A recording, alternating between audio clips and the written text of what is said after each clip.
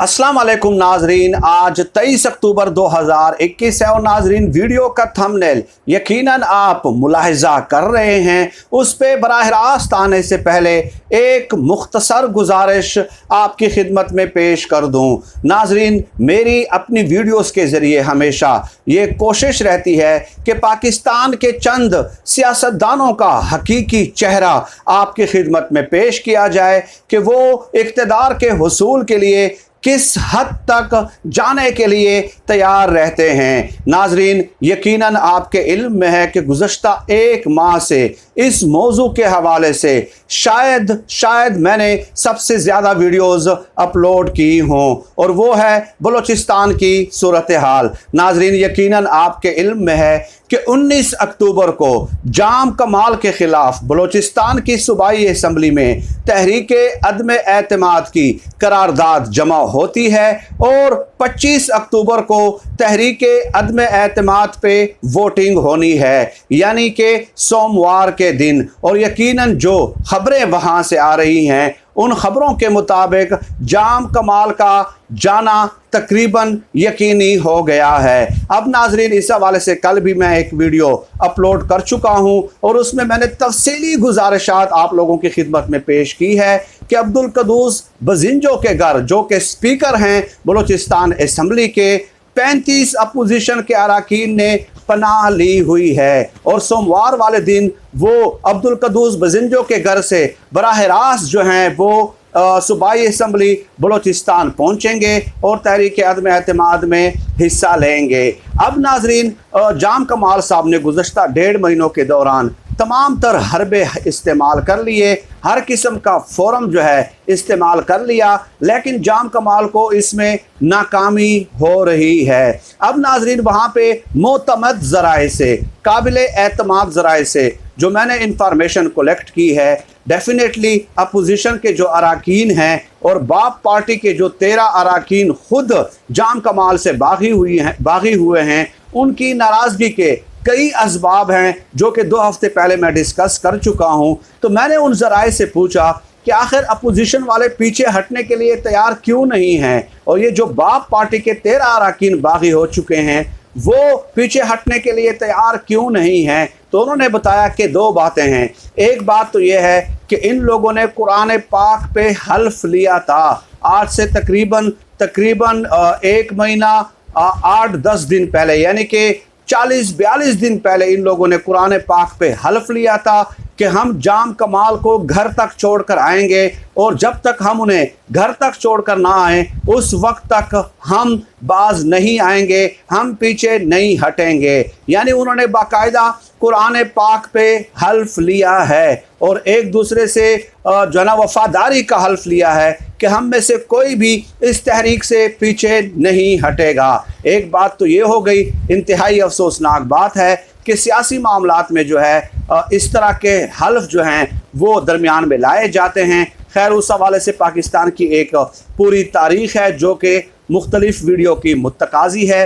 लेकिन दूसरा हल्फ जो उन्होंने लिया है नाजरीन, ज़बानी तौर पे उन्होंने एक और कसम खाई है और वो कसम ये खाई है कि अगर हम इस तहरीक अदम एतमाद से पीछे हटे या इस तहरीक अदम एतमाद के दौरान हमने सौदेबाजी की या इस तहरीक अदम एतमाद के दौरान हम में से कोई भी बलूचिस्तान असम्बली के इजलास में शरीक ना हुआ तो हमारी बीवियों को तलाक हो जाए। ये भी उन्होंने कसम उठाई है। अब नाजरीन, उसमें जो सालिस दरमियान में आए तो उन्होंने जो है ना कन्विंस करने की कोशिश की। तो इन अरकान ने कहा कि बात यह है कि कुरान मजीद पे जब हल्फ ले लिया जाता है तो डेफिनेटली उस हवाले से कफ़ारा अदा किया जा सकता है, लेकिन हमने एक कसम ये भी खाई है कि अगर हम पीछे हट गए और जाम कमाल को घर तक न छोड़ा तो हमारी बीवियों को तलाक हो जाए। इस किस्म की कसम का कोई कफ़ारा नहीं होता, ये उन लोगों का कहना था। तो इस किस्म की कस्में भी इन लोगों ने नाजरीन इस हवाले से खाई हैं, जो कि यकीनन एक इंतहाई अफसोसनाक अमर है, इंतहाई अफसोसनाक बात है और पाकिस्तान की सियासत का जनाजा निकालने के मुतरादिफ है। अब नाजरीन, सालसों ने फिर ये भी कहा कि डेफिनेटली इस तहरीक अदम एतमाद में चंद ख़वातीन MPAs भी हैं, तो उन्होंने तो ये कसम नहीं खाई होगी, उनको ही पीछे हटाने पे मजबूर कर दें, क्योंकि वो तो इस तरह की कसम नहीं खा सकते ना, तो उनको ही पीछे हटाने पे मजबूर कर दें, कन्विंस कर दें कि वो तहरीक अदम एतमाद से दस्तबरदार हो जाएं। लेकिन उसके लिए भी उन्होंने बहरहाल इनकार कर दिया है। अब नाज़रीन, मैंने एक खबर शेयर की थी कि 4 जो लोग हैं वो लापता हैं। 4 लोग, लैला ज़री और इसके अलावा अकबर अस्काई और इसके अलावा बुशरा रिंद और महजबीन शेरान, ये 4 लोग 18 अक्टूबर से लापता थे। 19 अक्टूबर को तहरीक अदम एतमाद के लिए करारदाद जमा होती है जिसपे सिग्नेचर होते हैं। तो 4 लोग लापता थे। अपोजिशन के अरकान ने इल्ज़ाम लगाया था कि जाम कमाल ने सिक्योरिटी फोर्सेस का इस्तेमाल करके उन्हें अगवा किया है। लेकिन अब कल रात को उनकी एक वीडियो जारी हुई है। चारों के चारों अरकान एक साथ बैठे हुए हैं और एक ही सोफे पे बैठे हुए हैं और उन्होंने एक ही किस्म के अल्फाज अदा किए हैं, एक ही किस्म के फिक्रे अदा किए हैं।